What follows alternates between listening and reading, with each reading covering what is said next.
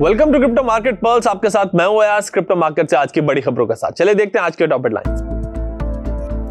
Bitcoin में तेजी, price $64,000 के ऊपर। ताइवान ने लागू किए नए ट्रैवल रूल। 3,000 ताइवानीज डॉलर से ज्यादा के क्रिप्टो ट्रांजैक्शंस पर यूजर्स को देना होगा डेट ऑफ बर्थ और एड्रेस प्रूफ। नाइजीरिया में क्रिप्टो टैक्स पर नई गाइडलाइंस। क्रिप्टो प्लेटफॉर्म्स ट्रांजैक्शंस पर काटेंगे 1% विद होल्डिंग टैक्स। इंडिया में क्रिप्टो और सीबीडीजीज पर लागू होंगे international tax reporting rules. Bitcoin इस वक्त $64,000 के ऊपर ट्रेड कर रहा है। पिछले 20 घंटों में बिटकॉइन करीब 1.5% बढ़ा है। बिटकॉइन को $63,500 पर सपोर्ट मिला और अगस्त के हाई करीब $64,400 के आसपास ट्रेड कर रहा है। यूएस ईरान के बीच डीएस्केलेशन की खबर से मार्केट सेंटीमेंट इंप्रूव हुआ है और पिछले 2 ट्रेडिंग सेशन से यूएस स्पॉट बिटकॉइन ईटीएफ में भी करीब $310 मिलियन से ज्यादा का नेट इनफ्लो रिकॉर्ड हुआ, जो बिटकॉइन को सपोर्ट दे रहा है। डेरिवेटिव्स मार्केट में पिछले 24 घंटों में बिटकॉइन में $44 मिलियन से ज्यादा की लिक्विडेशन हुई है। ताइवान क्रिप्टो ट्रांजैक्शंस में ट्रांसपेरेंसी और कंप्लायंस को मजबूत बनाने के लिए क्रिप्टो ट्रैवल रूल लागू करने जा रहा है। नए रूल्स के तहत 3,000 न्यू ताइवानीज डॉलर यानी कि करीब $90,000 से ज्यादा के क्रिप्टो ट्रांसफर पर यूजर्स को अपनी डेट ऑफ बर्थ और एड्रेस प्रूफ देना होगा। वहीं कॉर्पोरेट एंटिटीज को अपना ऑफिशियल रजिस्ट्रेशन नंबर और रजिस्टर्ड एड्रेस शेयर करना होगा।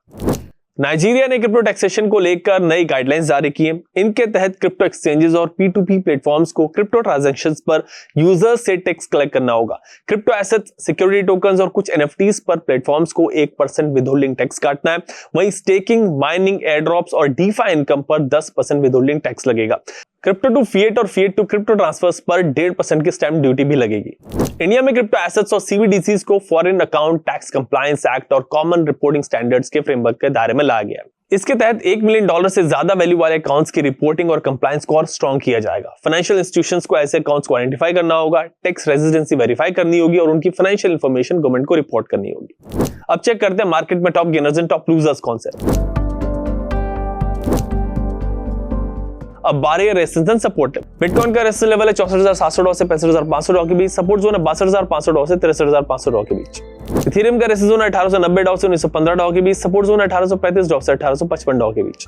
बीएनबी का रेजिस्टेंस जोन है $605 से $610 के बीच। सपोर्ट जोन है $590 से $595 के बीच।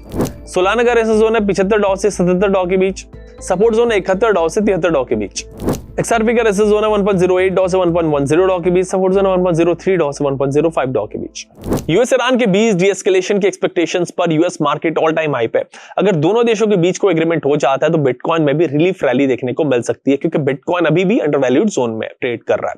इसी वजह से इंस्टीट्यूशनल और रिटेल इन्वेस्टर्स दोनों इस जोन में धीरे धीरे बिटकॉइन को एक्यूमुलेट कर रहे हैं। अगर आपका भी नजरिया लॉन्ग टर्म का है तो इस फेज में स्ट्रॉन्ग क्रिप्टो को SIP मोड में एक्यूमुलेट कर सकते हैं। और अगर क्रिप्टो पे आपका सवाल है तो हेल्पलाइन नंबर पे कॉल कर सकते हैं।